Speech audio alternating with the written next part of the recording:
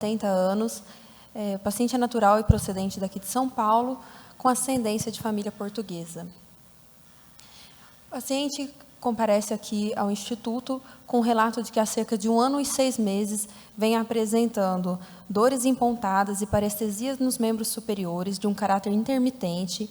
Além disso, ele refere que em terceiro e quarto quirodáctilos esquerdos, esses mesmos sintomas se mantêm constantes, com uma dor e parestesia constante. Ele não tinha nenhuma queixa cardiológica no momento, ele foi encaminhado aqui para a gente devido a uma alteração encontrada numa avaliação pré-operatória. De antecedente, é um paciente de base hipertenso, com uma estenose de artéria renal, estenose carotídea maior que 50% e hérnia de disco cervical e lombar. De antecedentes familiares, pai e irmãos têm neuropatia desde os 40 anos de idade e o pai faleceu de infarto agudo do miocárdio aos 70 anos. Esse era o eletro dele na chegada aqui, quando ele começou a investigação com a gente.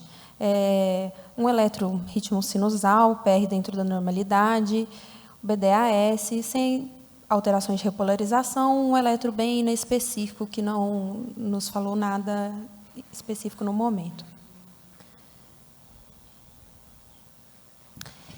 Volta um pouquinho, por favor, Graziela. Antes da gente partir para a análise dos outros exames, Michael, você como nosso representante clínico, por essa história, como é que você ganharia seu raciocínio até esse momento? Para onde você iria caminhando? Bom, alô. Diante da ausência de queixas cardiológicas, a princípio é um quadro de um homem, 70 anos, que basicamente tem queixas neurológicas, aparentemente em mais de um território. Basicamente isso. O eletro, de fato, não tem nada específico que justifique alguma doença.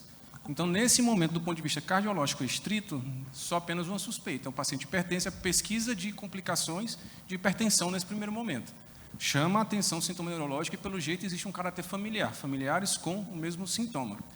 E você também, acredito, pediria um ecocardiograma nesse momento? Sim. Se fosse só da hipertensão, o que você, como clínico, não quero perguntar para a Líria, mas para você, como clínico, o que você esperaria encontrar no ecocardiograma se fosse apenas de um paciente hipertenso? Eu esperaria um VE um pouco mais hipertrofiado, 11-11, 12-12 no máximo, sem outras maiores alterações. Se tiver, como ele não tem queixas, eu não espero que ele tenha uma dilatação importante. Eu já não espero que ele tenha uma cardiopatia aqui, um estrutural para chamar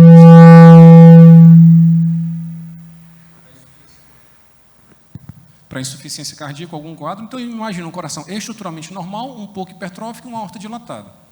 A princípio é isso, já que o eletro nem uma expressiva sobrecarga ventricular não tem. Então, eu esperaria, na realidade, algo bem inocente, nesse momento. Eu pergunto isso porque eu acho muito importante que a pessoa tenha alguma coisa na cabeça quando ela pede o exame.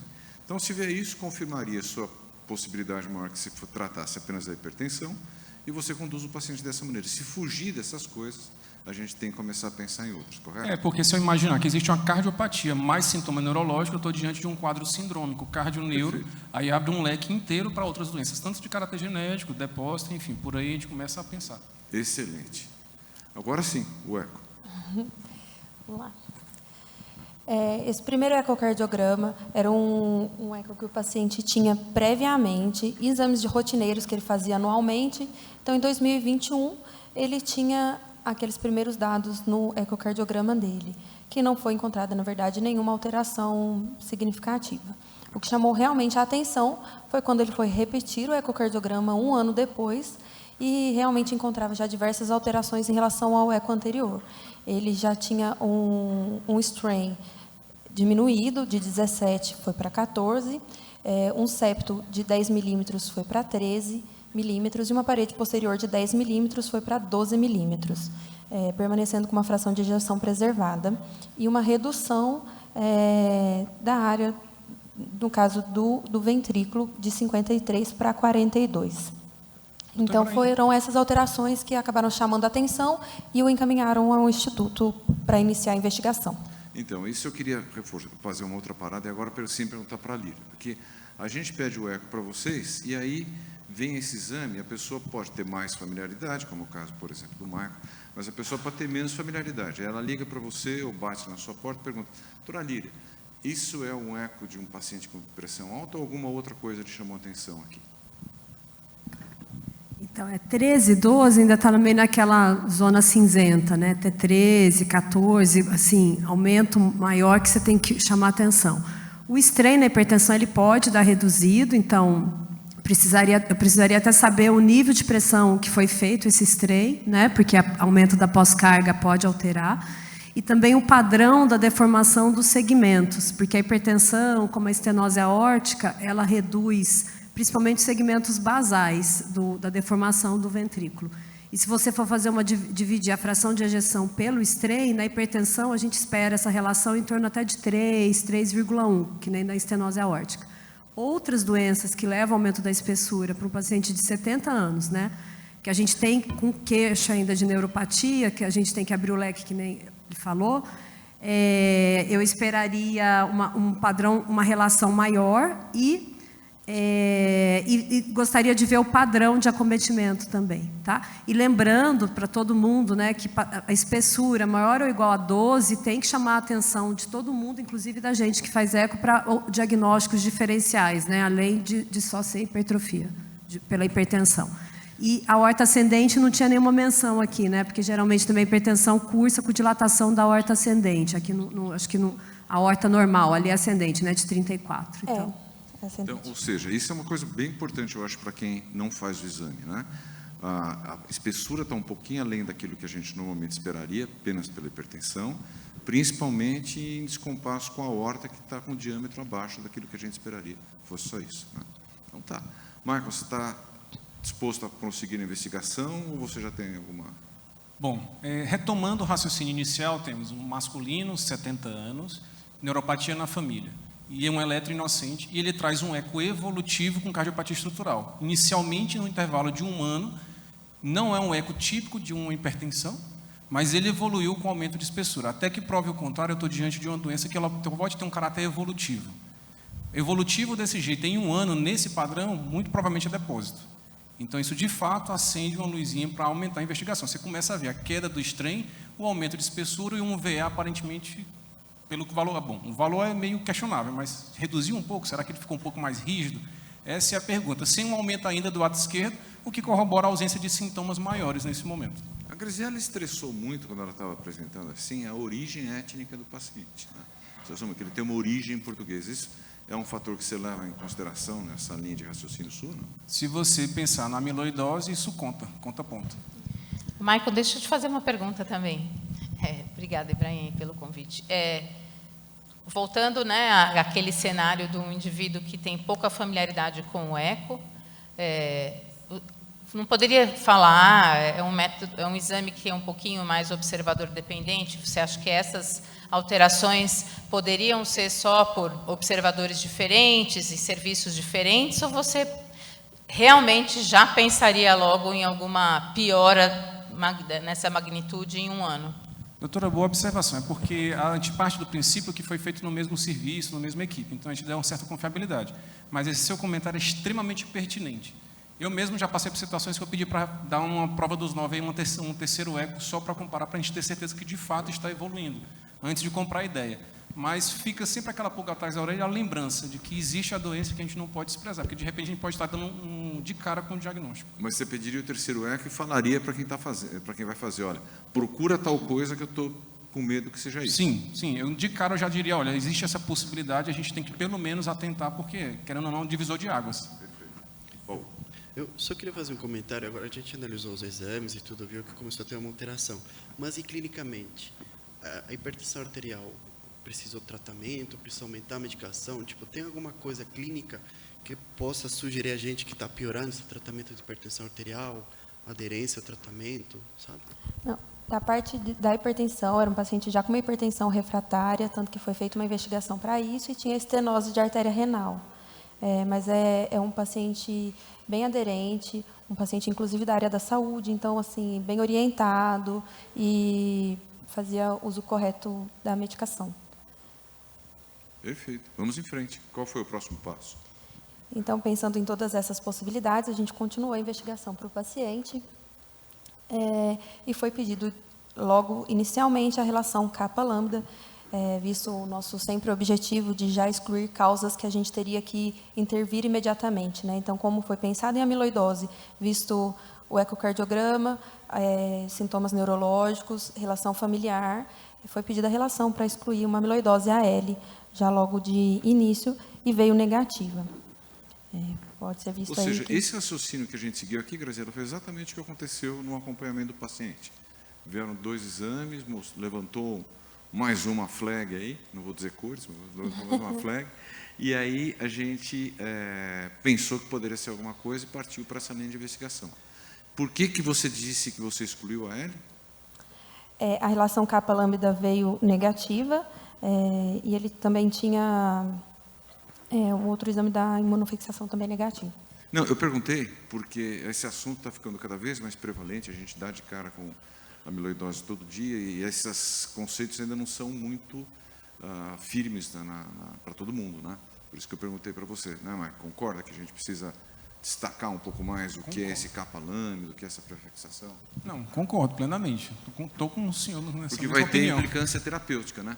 E o que você pediria em seguinte, aproveitando que está com o microfone, qual seria o próximo exame que você pediria? Bom, nesse passo, se eu suspeitei de amiloidose AL, considerando que a doutora Paula colocou, confirmei que de fato existe a progressão de espessamento de parede. O próximo passo é cintilografia e ressonância para eu tentar fechar esse diagnóstico. E eu ia perguntar para você, mas vou aproveitar que você mencionou, e perguntar para ela. Seria um momento que você pode pedir direto a sentido, né? Sim. Assim, porque tem... Suspeita de toda suspeita amiloidose clínica. e a relação negativa, afastando em primeiro lugar a forma AL, o próximo passo é a cintilografia. Porque isso tem implicação Tem. terapêutica, né? Você pode mudar... Pode mudar o curso da o doença. Perfeito. Foi isso que nós fizemos ou a gente pensou diferente? A gente pensou da forma como... o próximo, na verdade, seria Confirmação do eco, a né? confirmação do eco, trazendo a doutora Lídia, do eco que ele fez hoje com ela.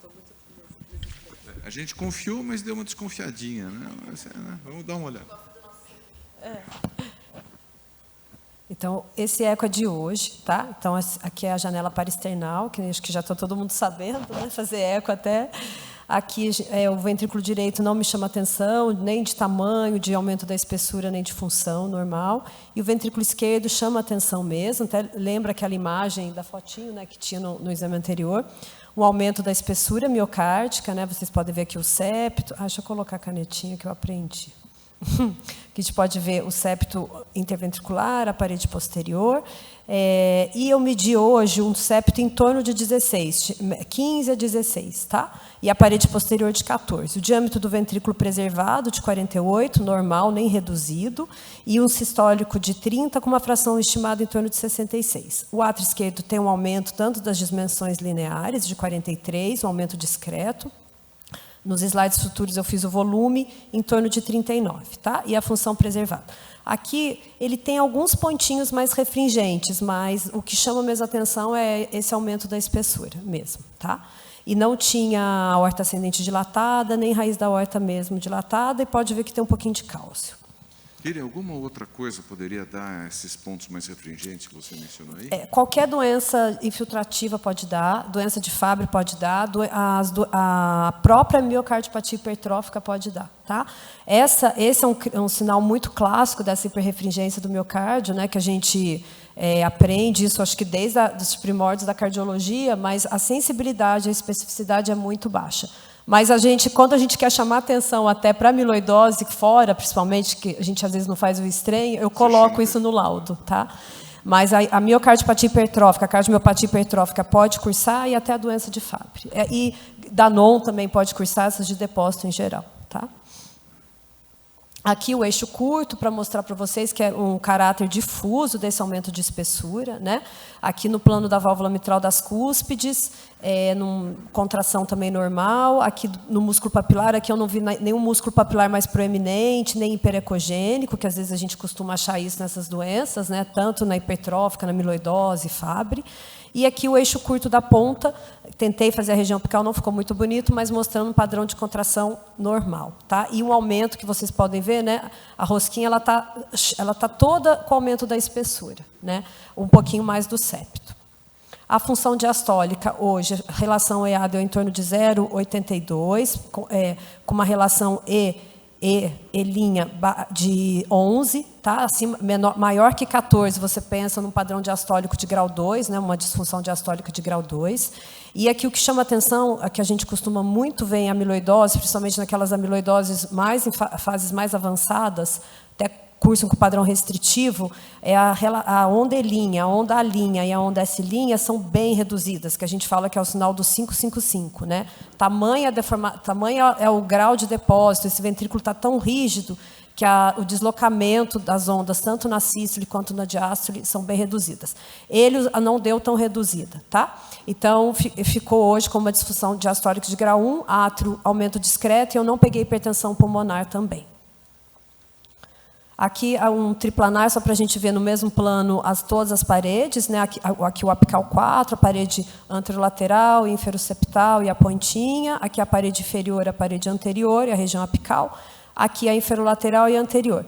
Esses pacientes, eu vou botar agora com zoom, os pacientes com amiloidose, muitas vezes também o que a gente vê os segmentos médio-basais com uma contração menor em relação à ponta, que é como se fosse pelo grau de depósito mesmo, que é a tradução do strain, né? Aqui o ventrículo direito, função boa, não me chamou a atenção também do aumento da espessura, a parede inferior e a parede anterior, mostrando bem difuso mesmo. E a parede inferolateral, tá? Aqui para focado no VD, para a gente ver que o VD também não parecia ter aumento da espessura e função preservada. Um Doppler colorido, o refluxo mitral discreto, tênue, com um pouquinho de cálcio na mitral, no anel. Aqui, mostrando o zoom do átrio, né, que parece ter um aumento da espessura do septo, e a parede do átrio um pouquinho mais brilhante, vamos dizer assim, mas não é bem aquele característico que eu vejo, que às vezes a parede fica toda infiltrada. Tá? E aqui o septo interatrial, eu estimei mais ou menos de 6, que já tem um aumento, então, com o aumento da espessura, com esse aumento do septo interatrial, você está bem sugestionado para o diagnóstico de amiloidose cardíaca. Teve um trabalho, acho que da década de 80, que acho que nem tinha o strain ainda, que eles falavam, se você achasse uma hiperrefringência do miocárdio com aumento do septo interatrial maior que 100, tinha uma especificidade quase em torno de 100% para amiloidose.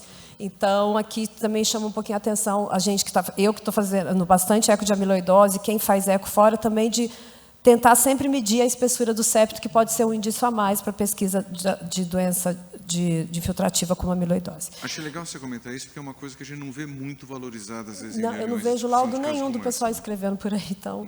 Mas eu acho que vale começar a medir também, né? Porque aumenta mesmo, tá? E no guideline europeu fala acima de 5, e nesse trabalho fala acima de 6. E tipo 7, 8 é bem sugestivo. E eu acho que é a única doença que infiltra mesmo, porque que eu tenha lido, tá?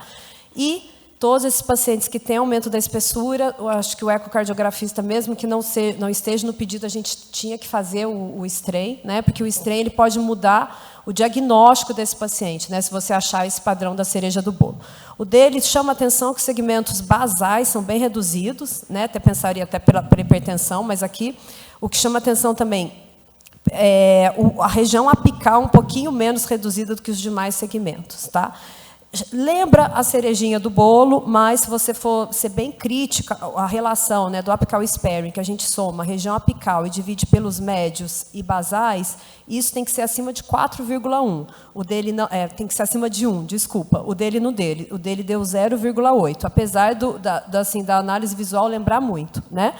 E o índice da fração de ejeção pelo strain longitudinal, pelo strain global longitudinal, até 3 você considera redução secundária às outras doenças que aumentam a pós-carga. Agora, acima de 4,1 você tem que pensar em amiloidose cardíaca, tá? O dele deu 5,1. E tem um outro também que você pode somar a região apical pela basal. Quando eu vou mostrar o próximo slide, ele conta uma somatória de pontos. Mas isso ainda também não está sendo muito usado, não. O dele deu 2,19. Então, assim, aumento da espessura com neuropatia. Isso quer dizer o quê? O que quer dizer essa somatória? Esse daqui é um outro índice que eu vou mostrar no próximo slide, que o guideline europeu ele dá 3 pontos. E que pode ser um indício de amiloidose também, mas ele não foi validado ainda externamente. Mas eu vou mostrar só porque é uma outra coisa que a gente pode também começar a medir para ter mais coisas, mais pontos, né? Então, assim, é um paciente, né? Aumento da espessura, neuropatia, aumento da espessura do septo interatrial. Com esse padrão de strain e um strain reduzido, que vem reduzindo, né, ao longo das avaliações, a gente tem que pensar que pode ser amiloidose mesmo. E hoje ele estava hipertenso quando eu fiz esse strain. Ele estava com, acho que 150 de pressão. Então, isso também pode ter uma interferência de estar um pouco mais reduzido em relação aos outros. Tá? Não sei se pode ser progressão, né? Precisa ser avaliado o grau de pressão que foram feitos os outros ecos. Tá? Então, aqui só para mostrar para vocês um bem bonitinho, um padrão de cereja do bolo, né? Apical Sperry. Então, quando essa relação é maior ou igual a 1, ela tem 93% de sensibilidade, 82% de especificidade para amiloidose cardíaca, e a relação da fração de ejeção sobre o strain maior que 4,1 também, com maior especificidade. Tá? Dele deu 5,1. E esse é o strain que eu falei para vocês, né, é uma tabelinha da Sociedade Europeia, que ele usa pontuações tanto do eco quanto da ressonância, e eles não foi validado ainda externamente, ele só cita que eles usaram isso. Pacientes que têm um aumento inexplicado da espessura maior ou igual a 12, com essas pontuações maior ou igual a 8, na vigência de uma biópsia positiva extracardíaca, que eu também acho que não ajuda muito, você também tem que pensar em amiloidose. E aquela relação da ponta, né, do strain da ponta para a base maior que 2,9, o dele deu 2,1, ele dá 3 pontos. O nosso paciente, esse paciente em questão, deu 5 pontos. Tá? Então, é um diagnóstico. Ele não está lendo muito o livro, mas é bem característico. Né? Você terminou esse exame, encontrou o Michael no corredor, você fala para ele, acha que é uma amiloidose. Para quem? Para o clínico? Você encontrou o Michael no corredor e pediu o exame. Eu ia falar que eu achava que era assim. Tá. Pelo strain, pelo padrão ali que está lembrando bastante, né? E pelo septo e a história de neuropatia também, que eu acho que isso que ia ser junto um red flag forte, né? Tá. Eu vou aproveitar essa sua pergunta e quero antes fazer uma pergunta para quem está na plateia. Vamos fazer o contrário, vamos fazer que nem... você depende muito de como você faz a pergunta, você vai ter a resposta que você quer. Né? Então, vamos fazer como pesquisa. Quem aqui não está convencido que é amiloidose, levante a mão. Como você sabe que a maior parte das pessoas não levanta a mão quando você pergunta, eu acabei de conseguir uma resposta unânime. Mas eu acho, né, que nós temos acompanhando online um colega neurologista, né, o Pedro Sampaio. Pedro, se você estiver presente nos acompanhando, queria perguntar se, como neurologista, essa é uma história que está de acordo com aquilo que você encontra. Se puder entrar para fazer algum comentário. Olá, vocês estão conseguindo me ouvir? Conseguimos. Isso. Eu estou com um pouquinho de retorno, então talvez me atrapalhe um pouquinho para falar. Deixa eu só pegar aqui. É que eu acabei de desconectar e reconectar. Desculpa.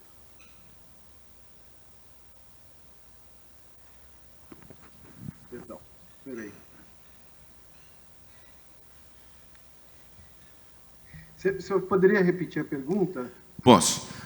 Vou pedir, então, até para a Graziela repetir a história. Volta lá naquele primeiro slide da história clínica, que eu queria para o Pedro comentar, se essa história, para você como neurologista, já seria uma hipótese logo de saída que se tratasse de uma amiloidose, e quando o paciente começou a apresentar a queixa cardíaca, se você já pediria uma avaliação. Graziela, você podia repetir a história, por favor? Claro. Então, doutor Pedro, é um paciente masculino de 70 anos, com ascendência portuguesa, sem nenhuma queixa cardíaca, queixando-se apenas de cerca de 1 ano e 6 meses, com dores empontadas e parestesias em membros superiores, bilateral, de caráter intermitente, mantendo-se apenas constante a dor e parestesia no 3º e 4º quirodáctilos esquerdos. Ele, inclusive, sentia como se tivesse um dedal na ponta dos dedos. Era uma queixa que ele referia. Tendo o antecedente de pai e irmãos com neuropatia desde os 40 anos de idade. Não, com certeza, assim, toda neuropatia, eu trabalho especificamente com neuropatias periféricas, né? Deixa eu colocar aqui, às vezes vocês conseguem me ver. Então, assim, a gente é condicionado a pensar em doença de depósito, né? Então, qualquer neuropatia associada à cardiopatia, a gente tem que pensar, né? Ainda mais nessa idade, ascendência portuguesa, história familiar, né? Ele tem um caráter doloroso também da neuropatia, que também chama a atenção, né? Esses pacientes costumam ter bastante dor Então, faz parte até normalmente a gente pede, mas a gente acaba pedindo um ecocardiograma para ver se tem espessamento de septo, para ver se tem alguma outra coisa, se tem desautonomia, por exemplo, associada, né? Que poderia sugerir realmente por exemplo, uma amiloidose familiar, TR, alguma outra amiloidose, por exemplo, adquirida, né? Essa história dos pais, do pai e do irmão, terem neuropatia desde os 40 anos, você acha que pode ter também isso como causa ou chutar demais fazer essa suposição? Não, assim, a gente sempre tem uma ideia. Neuropatia hereditária é muito comum, né? Para quem trabalha com neuropatia, a gente sempre são causas, às vezes até a gente vê mais neuropatia hereditária do que adquirida, assim, dependendo um pouco do serviço, né? Então, assim, história familiar é algo que a gente sempre leva em consideração, ainda mais quando começa na idade mais jovem, né? 40 anos daria para encaixar enfim, uma TTR, ele tem ascendência portuguesa, quer dizer, seria uma das primeiras hipóteses, e agora com teste genético de fácil acesso, com certeza teria que pensar, né? Fazer o rastreio. Muito interessante saber, gostei muito de ouvir como você disse que você mesmo já pede o eco quando faz a suspeita para saber se tem uma hipertrofia ou não. Essa interação acho que ajuda muito o paciente, né? Porque você ganha etapas na pesquisa da coisa, né? Faz detecção precoce. Exatamente. Assim, é claro que para a gente, neurologista, eco ainda é algo que a gente vê de maneira muito superficial, né? Mas essa questão do espessamento de septo, algumas coisas assim que eu já aprendi da vivência, chama atenção. E, na verdade, assim, isso e desautonomia. Assim, desautonomia, neuropatia dolorosa, desautonomia, mesmo que você não tenha um tilt, assim, pode ser uma disfunção erétil, às vezes tem que ir atrás, né, uma variação aí do hábito intestinal, são coisas que a gente tem que ficar muito atento. Agora, deixa eu fazer uma outra pergunta para você. Vale a pena, porque assim, eu vejo esse fluxo, como cardiologista, eu vejo esse fluxo meio unidirecional no sentido de chegar para cá. Vejo mais o neurologista pensar que seja amiloidose, posso pegar o coração, do que o contrário. Valeria a pena a gente bater nessa tecla de pacientes que têm aumento da espessura miocárdica, que apresentam sintomas que possam lembrar uma neuropatia, encaminhar para o neurologista para fazer análise e excluir, principalmente, como você disse, uma pessoa mais jovem, para a gente fazer esse fluxo bidirecional, porque, como hoje você tem ferramentas para tratar esses pacientes, vale a pena a gente correr atrás, né? Vale a pena a gente bater mais nessa tecla? Eu não tenho como discordar, na verdade eu concordo 100%, assim, eu acho que a gente tem que ter, não só a amiloidose, a gente tem outras doenças que cursam, né, com neuropatia. É importante lembrar desses casos, assim, que eu acho que isso é uma dica que eu falo para os residentes e falo para todo mundo, assim, com neuropatia, principalmente essas neuropatias de curso mais arrastado, é muito comum o paciente subestimar o próprio déficit, tá? Então, às vezes, já dói bastante tempo, então, assim, às vezes tem que perguntar ativamente, mais ou menos como desautonomia, né? O paciente nunca vai chegar ativamente falando que tem disfunção erétil, ou que tem um hábito intestinal que mudou um pouco, né? Então, é importante ter um alto índice de suspeição e levar muito a sério pode ser só um túnel do carpo? Pode ser uma neuropatia, tem um diabetes, mas pode, mas eu acho que é melhor a referência para o especialista dar uma olhada para ver se tem alguma alteração, principalmente fibra fina, perda de purificação, né, alguma coisa de sal assim que sugira uma neuropatia. Ainda mais se ele não tiver uma causa evidente, né? Ou mesmo quando tem uma causa evidente. Assim, não é incomum a gente pegar casos de pacientes que têm diabetes relativamente bem compensado e, na verdade, uma neuropatia de outra causa. Perfeito. Gostei muito disso que você disse. É melhor você ouvir que não é do que deixar passar um caso que seja, né? Faz muito sentido. Exatamente. Até porque muda completamente o tratamento, né? Perfeito. Pedro, participe mais. Sempre que a gente tiver um caso, você puder participar, porque eu acho que realmente é importante criar esse fluxo. E como cardiologista, eu acho que falta, às vezes, a gente olhar um pouco esse lado fora dos vasos sanguíneos para entender um pouco melhor como é que a coisa funciona, principalmente olhando do lado do paciente. Michael, você teria alguma coisa a acrescentar como clínico nessa altura do campeonato? Não, professor. O que eu acrescentaria era vamos continuar a investigação para fechar o caso clínico. Né? Perfeito. Quem pediria como próximo exame agora a ressonância? Levanta a mão, inclusive quem está aqui em cima. Quem pediria cintilografia? Levanta a mão. Pois é, não, eu estava pensando, Paulo, porque numa época que a gente pensa muito em custo, casos como esse, eu estou convencido que tem uma grande possibilidade de ser amiloidose. Eu deixaria a ressonância para vir depois da cintilo, porque se a cintilo já vem alterada, confirmam que é uma TX, você já começa a tratar esse paciente, e depois você vai ver com a ressonância se tem alguma coisa a mais, ou se ela vier negativa, opa, então vamos ver o que está por trás disso, e a ressonância pode ajudar num diagnóstico diferencial. Então, tem casos em que eu acho que realmente a gente tem que partir para a ressonância logo depois do eco, ou até no lugar do eco, falando baixo para a Líria não ouvir. Mas, numa situação como essa, eu acho que faz sentido a gente pensar também em fluxos personalizados de seguir exame, para a gente não sair atirando para todo lado, né? Mas o que foi pedido, Graziela? Eu estou indo contra tudo que foi feito hoje. Na dúvida, primeiro eu queria agradecer ao Dr. Pedro e, inclusive, pedir para ele, se ele puder permanecer online com a gente, daqui a pouco vai ter alguns exames neurológicos, e se ele puder participar de novo, seria uma honra. Perfeito, ele poder seria falar muito com a gente legal de novo. mesmo. Qual foi o próximo passo? Por aqui. Ressonância. Paulo, você foi mais convincente do que eu. Prova que quando você vai ficando velho, você vai ficando esquecido.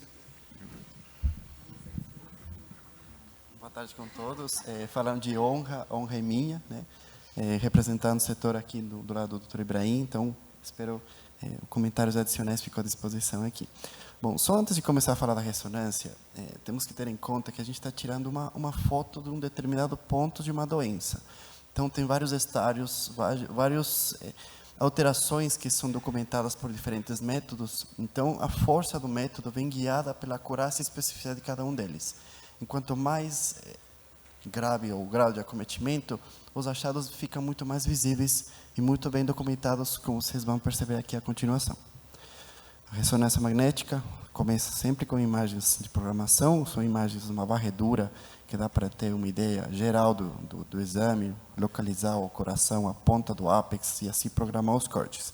A gente já percebeu esse aumento de espessura concêntrico, os vasos supraórticos não tem nenhuma novidade, e também um pouquinho aumento de gordura a nível do mediastino, que também não chama muito a atenção.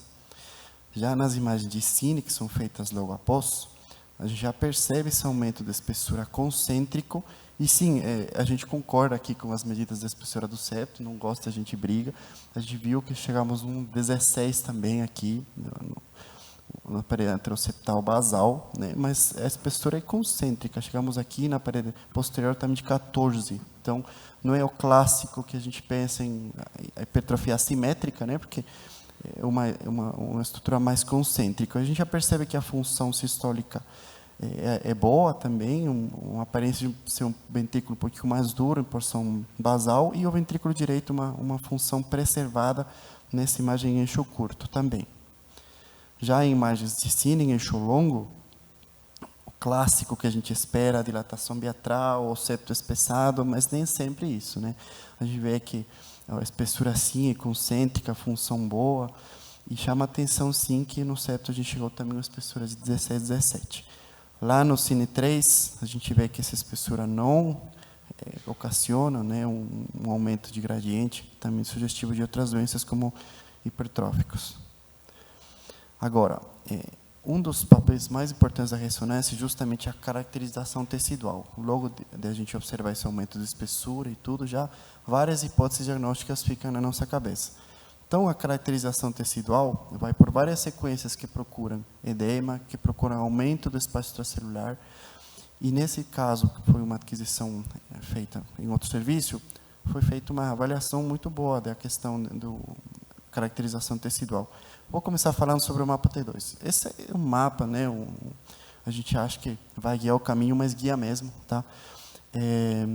Uma aquisição específica para procurar um edema intersticial. É aquele edema que não é visualizado ao nosso olho.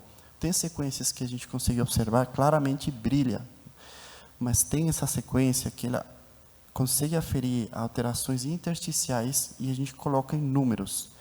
Os números variam dependendo da máquina, dependendo do padrão que a gente esteja procurando, mas especificamente nesse caso, não chama a atenção de edema intersticial.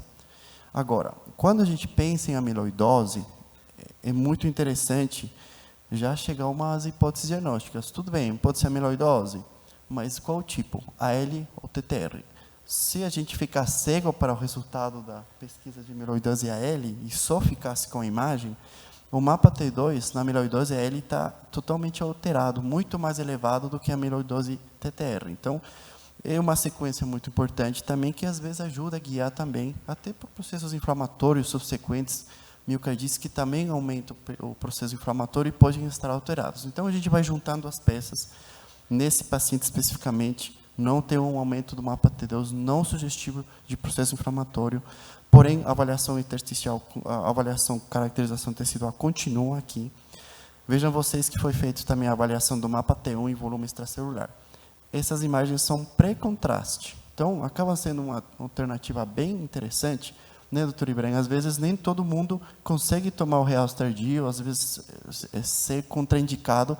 Vários estudos já tentaram, até só com mapa T1 só, caracterizar o tecido, que são estudos bastante interessantes, sem depender 100% do gadolinium. Nesse caso, foi injetado sim, mas só fazendo um comentário adicional, que foi uma imagem feita sem contraste, não precisa. Agora, o volume extracelular, sim, é uma imagem pós-contraste que a gente acaba calculando. O mapa T1 para esse paciente, nesse corte, está alterado, tem 1152. Tudo bem, depende da máquina, depende do campo magnético, mas o valor de referência para esse paciente é até 1040. Então, é um mapa assim, um mapa T1 alterado, tem várias causas, só para resumir um pouquinho o mapa, né? Então, quando está estourado para cima, vocês pensam em amiloidose AL, infarto agudo, né? Estourado para baixo, Fabry, o clássico, sobrecarga de ferro também.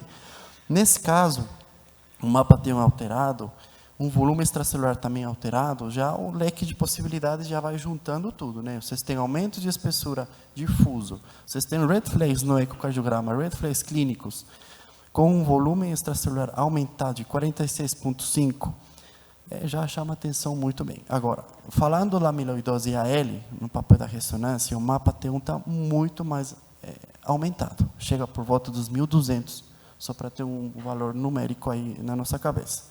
Então, volume extracelular aumentado, aí a gente faz uma imagem clássica que é sobre o ajuste fino para o cálculo adequado para o realce tardio. Então, uma imagem feita logo após a injeção do contraste, tá? Infelizmente, a gente não teve imagem de perfusão nessa imagem, mas a gente já vai ir lá para a sequência T-Scout. Então, essa imagem clássica serve para a gente ajustar e chegar nessa imagem aqui. Na coluna direita, vocês estão vendo aqui, é uma imagem Scout em um paciente normal. Então, cada tecido tem um comportamento diferente a essa sequência, né? Então, primeiro a cavidade fica preta e, posteriormente, o miocárdio vai ficando preto, né? Aí, depois, vai ficando um pouquinho mais cinza claro. Esse é o caminho normal, que a gente espera um comportamento tecidual normal quando não tem um processo infiltrativo, né? Agora, quando a gente tem doenças infiltrativas, nesse caso a amiloidose, que a gente está pensando fortemente, vejam vocês o comportamento diferente. Aqui, o miocárdio já está preto. O sangue não ficou preto primeiro. Então, vejam vocês como o tempo, as mudanças da caracterização tecidual muda muito, o qual é muito chamativo. O doutor Ibrahim sempre, a gente conversa que quando o biomédico técnico que está adquirindo a imagem fica com dificuldade de achar essa imagem linda, preta aqui que estou mostrando para vocês, é porque alguma coisa está errada. Ou não injetou contraste, ou pode ser um diagnóstico feito pelo telefone como de amiloidose. Então, vejam vocês como uma imagem inicial assim, já é um red flag muito forte para a gente também. Agora, uma vez que a gente espera o tempo prudente para fazer o realce tardio, vejam vocês o acometimento no músculo cardíaco. Vejam vocês um acometimento basal, predominantemente basal, sendo circunferencial, que corrobora os achados no eco, né? A gente vê que a ponta foi menos acometida, e aí, já falando de amiloidose pelo padrão não coronariano, mesocárdico, circunferencial basal, o famoso gradiente basal apex que a gente observa na TTR, né? Só que aí a gente vai juntando peças, vejam imagens em eixo longo, vejam vocês como na porção basal o acometimento do extracelular é o mais aumentado, né? E até chama atenção no ventrículo direito também, é uma imagem que é um acometimento biventricular, o que chama muito mais atenção até. Se a gente forçar a amizade, a gente até poderia pesquisar também nos átrios, mas nesse caso foi mais notório nos ambos ventrículos, tá bom? Então, é só para demonstrar como a gente observa, né? Uma alteração pode ser artefato, mas doação um fato, que a gente sempre fala. Então, a gente já confirma também os longos alteração. E vejam vocês aqui uma imagem de cine e uma imagem de realce. Dá uma falsa impressão no realce que fosse uma parede fina, mas não. Vejam vocês como tudo aquilo é espessura aumentada, e no realce, vejam vocês que tudo isso, na verdade, é um realce. Então, esse que era o papel da ressonância nesse paciente, é bem clássico de amiloidose, caracterizado com parâmetros paramétricos pelos mapas e muito também pelo realce. Muito obrigado. Excelente, Paulo. Você e a Líria tornaram difícil a tarefa da doutora Paola agora, para fazer uma apresentação tão boa como vocês fizeram, mas como eu a conheço, eu sei que vai ser.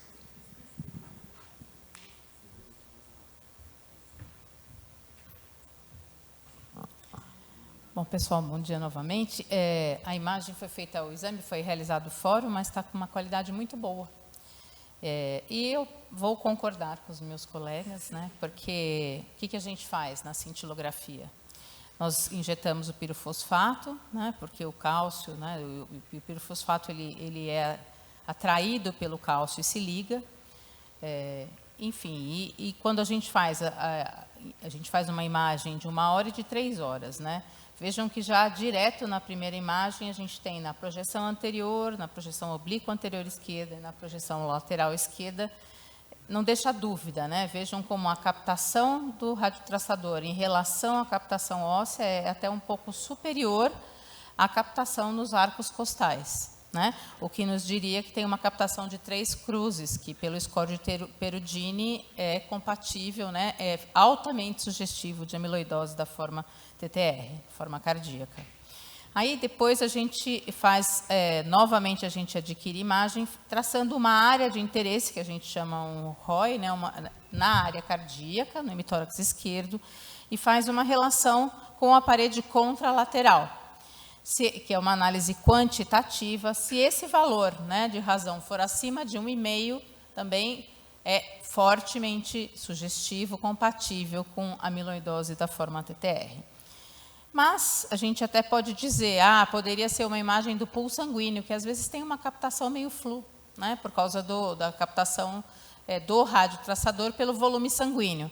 Mas não desenha de forma assim tão bonitinha nas imagens tomográficas, tanto em branco e preto, quanto as imagens coloridas, né, em que a gente consegue ver o contorno do miocárdio, do coração, bem bonitinho desenhado em todas as projeções, né? Então, é um exame fortemente sugestivo de amiloidose da forma cardíaca. As imagens não são tão bonitas como as da ressonância, mas elas são bem claras, e eu diria que, comparando com os outros métodos, eu acho que são as imagens mais fáceis de ver. Eu sempre falo isso para os residentes. Eco, você precisa de, talvez, uma formação muito mais sólida. Eu, por exemplo, que não tenho, para mim parece... Agora eu estou quase já sendo uma expert. Mas fica aquela coisa, né, mais difícil. O strain já é mais fácil. A ressonância, então, tem que ser assim, brilhante, como os doutores, principalmente o doutor Ibrahim, que só de olhar já nos convence. Agora, a cintilografia eu nem preciso convencer muito, né? Captou, desenha o coração, uma intensidade superior ao esqueleto, então é fortemente sugestivo. Obrigada. Espera um pouquinho, você foi muito modesta, mas você manda muito bem, e quem é competente faz as coisas parecerem simples. Primeira pergunta, eu queria fazer uma curiosidade. Perugini foi a pessoa que descreveu esse índice? Foi a pessoa que, primeiro, na verdade, olha, por incrível que pareça, essa técnica aí de pirofosfato, ela é usada até quando eu era residente. A gente utilizava para diagnóstico de infarto, quando não tinha ainda troponinas, né? Então, era, por exemplo, um paciente que chegava, já passou a curva de liberação das enzimas que na época existiam, ou após massagem cardíaca, transoperatório, que também libera um pouco das enzimas, né? Se fazia pirofosfato. Depois, com o advento das troponinas, ficou esquecida a técnica. E assim, recentemente, né? Assim, recentemente, mas... E a amiloidose, da mesma forma, era uma doença rara, então ninguém utilizava para isso. E foi observando de um paciente em que foi solicitado, e o paciente não teve infarto, mas que tinha uma captação. E aí foram investigar qual a causa dessa captação de pirofosfato. E Perudini, na verdade, ele conseguiu descrever de forma quantitativa, porque a gente tem uma mania de querer ver em números, né? O número faz com que a gente aumente a nossa confiabilidade do método, não só tem ou não tem, mas também para a gente quantificar e classificar. Por exemplo, um grau 3 não deixa dúvida, porque eu posso ter uma captação discreta, que é apenas do pool sanguíneo, eu posso ter uma captação intermediária, e também porque eu vou analisar aquela razão. Vamos supor que tem uma razão de 1,4. A razão entre o hemitórax esquerdo e direito, às vezes ela deixa dúvida, dependendo da área de interesse traçada. Se a pessoa traçar numa área em que tem alguma fratura de costela comum em idosos, ou alguma reação osteoblástica de maior proliferação óssea, pode ter uma captação do lado contralateral elevado. Então, você não identifica essa relação acima de 1,5. Então, você tem que ter as duas informações, né? E principalmente pela análise também a tomográfica, que não deixa dúvida. E a outra pergunta é exatamente, você já tocou nela. Num exame desse, se o clínico te encontra, você diz, pode tratar, porque eu tenho um alto grau de Esse confiança. exame não deixa dúvida. Tá? Acho que ali naquele simpósio que a gente fez, eu até falei algumas causas de falso positivo, mas não vem com esse padrão. Né? Assim, vamos dizer o que? Se o paciente tem infarto recente, ou se uma cardiotoxicidade por algumas drogas, e principalmente no pós-Covid, a gente observou uma discreta captação do pirofosfato, mas não desta forma tão intensa, 3 cruzes e pegando todo o coração. Excelente, muito obrigado. Graziela, com você de novo. Muito obrigada, doutora Paola, doutora Líria, doutor Paulo. E agora vamos, assim, ficou bem claro a avaliação cardíaca, né, do paciente. Então, vamos para a avaliação neurológica. Será que esses sintomas motores sensitivos que ele tinha relação com a amiloidose ou não? Então, partiu-se também para uma avaliação das queixas, realmente, que era o inicial de tudo, né? Que era o que o paciente tinha os sintomas. Se o doutor Pedro Sampaio quiser participar em algum momento, está convidado. Você consegue ver as imagens, Pedro? Consigo, peraí, deixa eu... Acho que agora eu estou escuro demais, gente, peraí. Estou meio adaptado. Um pouquinho melhor. Acho que agora eu estou na minha própria visão, né? Teria como colocar para apresentação. Aí, pronto. Tá ótimo. Bom, então o que chama atenção aí, eu acho que eu cheguei a ver esse paciente. Na verdade, acho não. Eu vi esse paciente quando eu passei no ambulatório. Vocês têm a eletroneuromiografia dele? Não? Tem, a próxima só imagem, curiosidade. Então, eu vou ver, tá bom. Não, podemos colocar antes, mas é que acho que a eletromio veio antes desse exame, né? Antes do exame clínico, na verdade, quando ele já chegou com a eletroneuromiografia. O que chamava a atenção da eletromiografia dele, que eu acho que ele tinha feito fora, é que ele tinha essa polineuropatia, né? Só que o que chamava a atenção, então, era a neuropatia desmelinizante, do ulnar no cotovelo, né? Uma neuropatia, né, um túnel do carpo bilateral, né? E a polineuropatia periférica dele era um padrão axonal, só que, olhando bem, era um pouquinho assimétrica. Então, chamava a atenção que era uma neuropatia assimétrica, tá? Não só pelo componente compressivo bilateral, né? Quer dizer, ele tinha dos 2 túneis do carpo e ele tinha um dos ulnares no cotovelo, tá? Quando você ia por exame físico, e é justamente nesse cotovelo esquerdo aqui, ele tinha uma redução importante da purificação e ele tinha um espessamento aqui da pele que chamava atenção. Quando você ia fazer o exame de sensibilidade, né, ele tinha essas áreas aqui, que a gente são áreas mais frias, né? E são áreas mais frias que a gente pega aqui, né? Isso aqui está marcado em canetinha com o monofilamento, né? Então, a área verde, a área normal, né? É a área em que você tem a sensibilidade normal para monofilamento, enquanto que a área azul, a área roxa, são áreas já com uma perda mais digamos assim, leve, e as áreas vermelho alaranjadas aí são os monofilamentos já de 10 gramas, por exemplo, que é o que a gente usa, laranja é o que a gente usa como padrão para neuropatia diabética, né? Então, o que chama atenção aqui, né? Então, são os dois joelhos, né? Os joelhos, os cotovelos, né? Com uma alteração bem heterogênea, né? Você vê que tem áreas boas ou relativamente preservadas ao lado de áreas muito alteradas, né? São regiões frias, regiões de extremidade fria, né? Áreas frias, né? Não necessariamente de extremidades. Além disso, se eu não me engano, ele tinha uma alteração em bota bilateral, né? Isso chama um pouco a atenção, porque normalmente não é um padrão do que a gente vê em doença, em polineuropatia tóxico-metabólica, né? Normalmente as neuropatias, por exemplo, neuropatia diabética, ou mesmo a própria neuropatia por amiloidose familiar, né? Ela tem um padrão bem comprimento dependente de bota e luva, tá? E não dá essa perda de sensibilidade aqui, né? Isso aqui chama muito atenção, né? Para uma perda de sensibilidade que a gente chama termodependente, que são as perdas de sensibilidade dos ramos cutâneos mais distais, né? São aqueles raminhos cutâneos terminais. E não obedece muito bem padrão de nervo, né?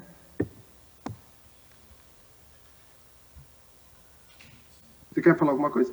Tá ótimo. Muito obrigada, doutor Pedro. Eu estava dizendo aqui para a Paola como medicina é complexa e como a gente aprende quando a gente vê o caso com quem sabe, né?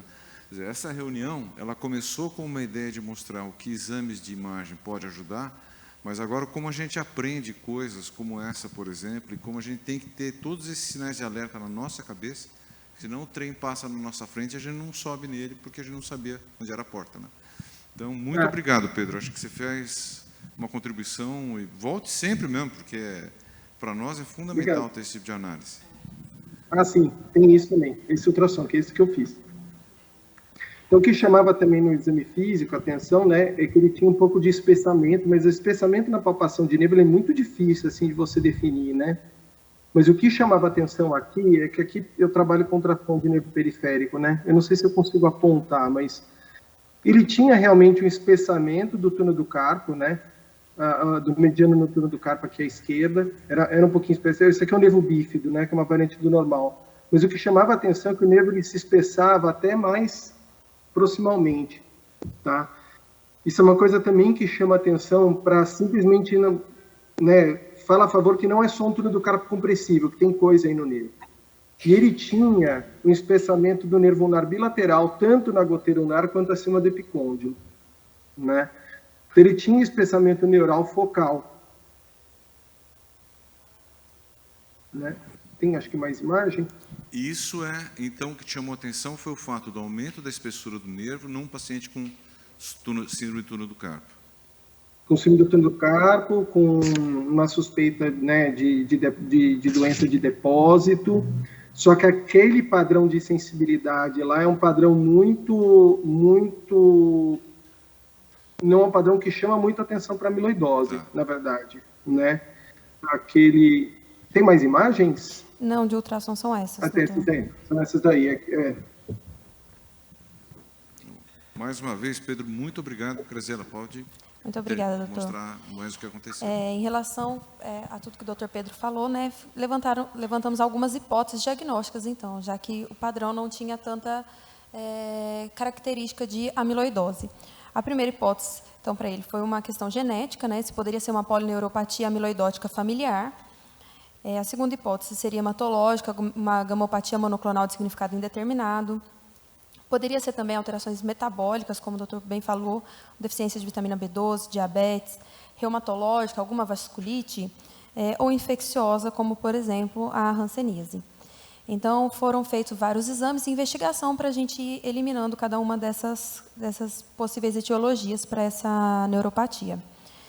Nos exames laboratoriais, não foi encontrado nenhuma questão que nos direcionasse à parte metabólica, nem reumatológica. Vitaminas normais, anticorpos negativos.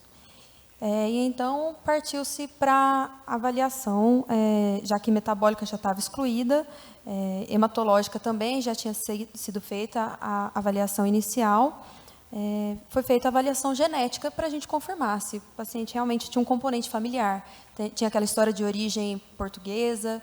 Então, a gente foi fazer a análise genética para ver se o paciente tinha esse componente e, na verdade, era a nossa maior aposta, né? Era o que realmente a gente acreditava. Porém, o teste genético veio positivo, porém para genes de significado indeterminado. Então, não foi realmente a resposta que a gente imaginou logo no início do quadro. Não veio como uma questão genética para a amiloidose.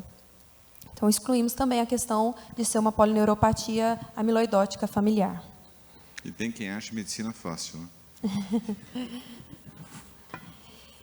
Então, a gente foi para a investigação da hanseníase, que ficou como a nossa última hipótese. O paciente chegou a ser avaliado por um profissional específico da área, um dermatologista que lida diariamente com hanseníase. Foi feito ELISA, IgM, e veio negativo. E o PCR, né, do raspado dérmico veio inconclusivo. Porém, no momento da avaliação por esse especialista, ele falou que a análise dele era muito sugestiva, o exame clínico era muito sugestivo, então iniciou o tratamento empírico já no momento da avaliação, mesmo antes de sair o resultado do raspado, que veio inconclusivo. Veio um positivo, outro negativo e ficou como inconclusivo. E então, o paciente foi iniciado com o tratamento tafamidis para amiloidose e foi iniciado também o tratamento empírico para a hanseníase, contrariando aí nossas hipóteses iniciais, que seria todos os sintomas de uma mesma doença, de uma amiloidose familiar. O paciente iniciou o tratamento para as duas. E o melhor foi que, a gente da área consegue ver isso bem, é que o melhor é o resultado clínico do paciente, que fala para a gente mais do que qualquer coisa. E assim que iniciou o tratamento, o paciente respondeu com uma melhora expressiva dos sintomas, respondeu muito bem ao tratamento, então optou-se por, inclusive, manter, mesmo após o resultado dos exames serem inconclusivos para a hanseníase, optou-se por manter o tratamento e continuou seguindo o tratamento da amiloidose, como já diagnosticado, e tratando duas doenças diferentes, sem nenhum sintoma cardíaco. O paciente segue hoje assintomático da parte cardíaca e melhora da parte neuropática. A gente tem que comemorar muito quando a gente acerta, né? Porque medicina é difícil mesmo, né? Granzella, excelente apresentação. Antes de passar para a Flávia, eu queria fazer a mesma pergunta para o Michael e para o Pedro. Pedro, eu vou fazer primeiro para o Michael, para você responder depois. Na opinião de vocês, ele está melhorando a parte de sensibilidade pelo tratamento da hanseníase ou da amiloidose? É totalmente subjetivo, ninguém pode pegar vocês pela palavra. É o feeling de vocês. O que vocês acham? A resposta terapêutica imediata, logo início ao antibiótico terapia, eu acredito que pode ser da hanseníase. Você também, Pedro? Você acha que pode ter sido por esse motivo também a hanseníase? Bom, eu tenho certeza, na verdade, no caso.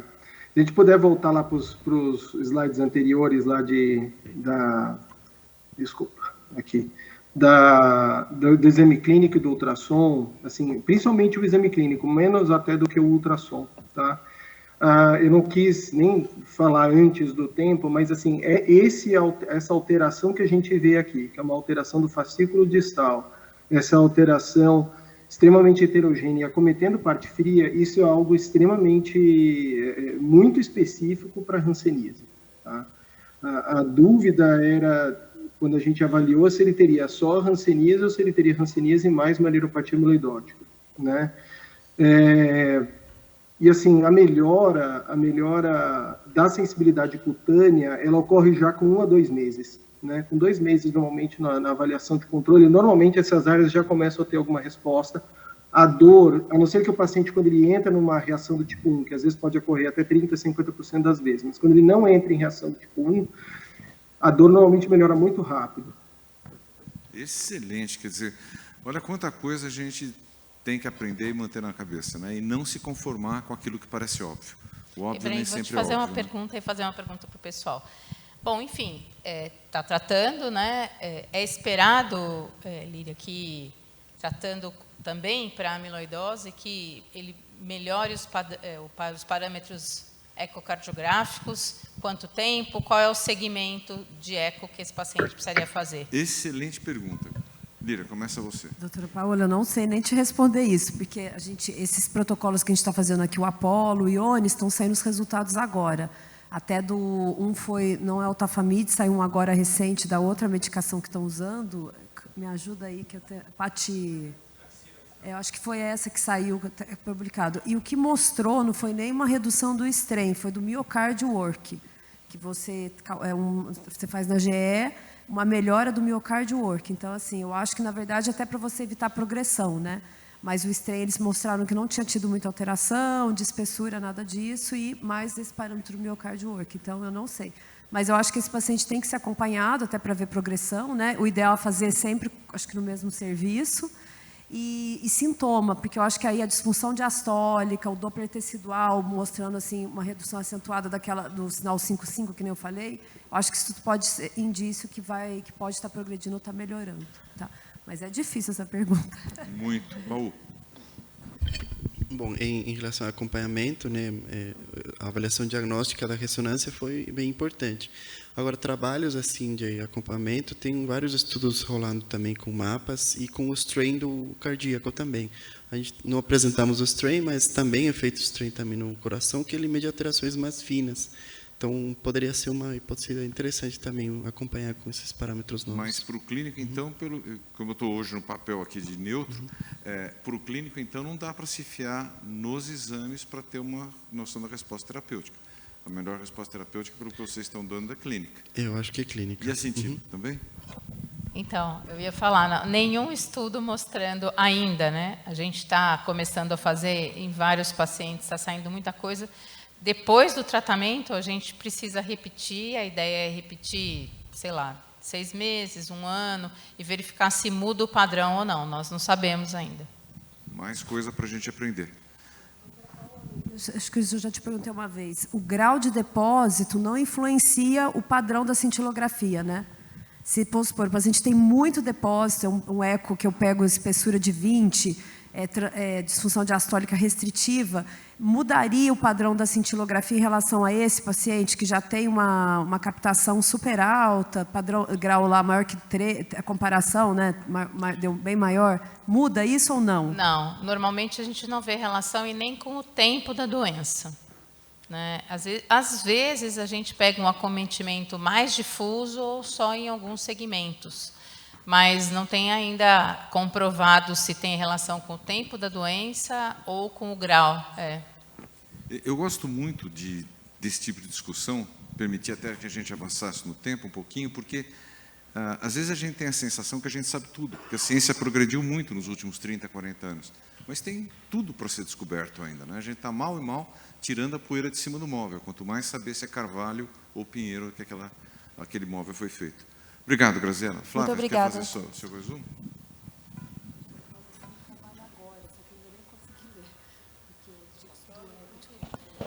Boa tarde. Eu sou Flávia, sou R1 aqui da casa, né, da cardio do Dante, e eu vou pincelar um pouquinho sobre a amiloidose AA, que é um diagnóstico diferencial do nosso caso, né? Então, vamos começar. Só aqui embaixo. Então, tá.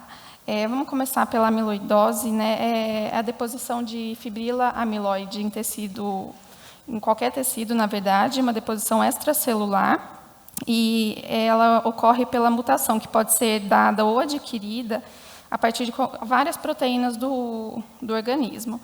Um achado muito, na verdade, é patognomônico, né, na biópsia, é o achado da birrefringência verde, quando a amostra é corada com corante vermelho do Congo.